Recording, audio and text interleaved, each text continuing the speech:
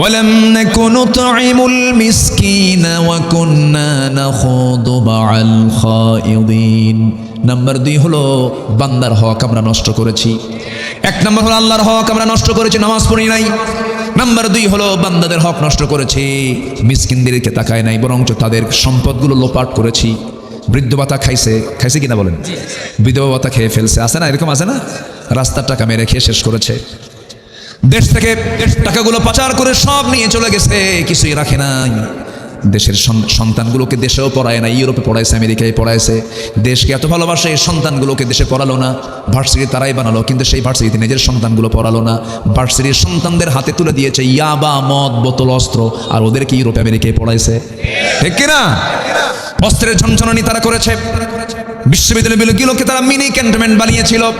এত কিছু তারা করেছিল। আমার বন্ধুগণ, আমিও ঢাবির ছাত্র ছিলাম, বানায় বানায় একটা কথাও বলছি না। ভার্সিটির যে চিত্র এই 16 বছরে যা ছিল, সেখানে শুধু সমকামিতার হার বেড়েছে, জিনার হার বেড়েছে, অবাধ যৌনাচারের হার বেড়েছে, নেশার পরিমাণ বেড়েছে।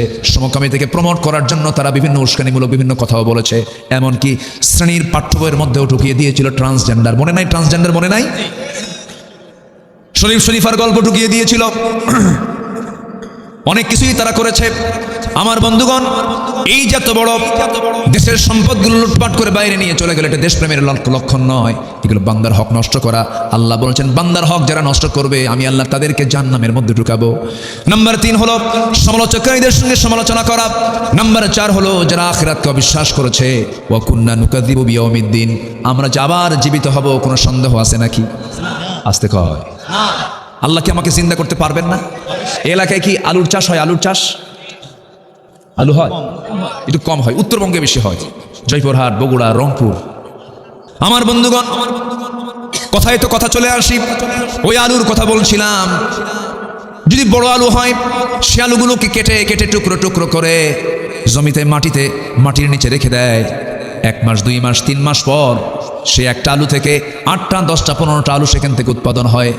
আল্লাহ পাক জন্ম দিয়ে দেন, কিন্তু যে আলুটা লাগাইছে সে আলুকে থাকে না, মাটি হয়ে যায়, মাটির সঙ্গে মিশে যায়, পচে যায়, গলে যায়।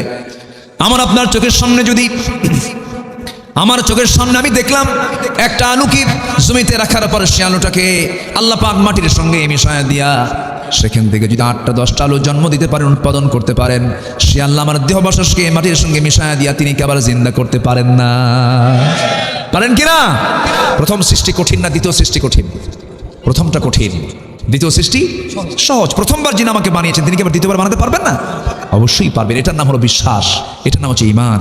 আখিরাত, অবিল আখিরাতি হুম ইউকিনুন, আখিরাতের প্রতি বিশ্বাস থাকতে হবে। এই 4টা কাজ যারা করবে না, আল্লাহ সূরা মুদ্দাসসিরে বলছেন আমি তাদেরকে সাকার নামক দোজখে রাখবো। আর আল্লাহ পাক সূরা মারইয়ামের মধ্যে বলছেন যারা নামাজ না পড়বে আমি তাদেরকে গাই নামক গর্তের মধ্যে আমি তাদেরকে ঢুকাবো।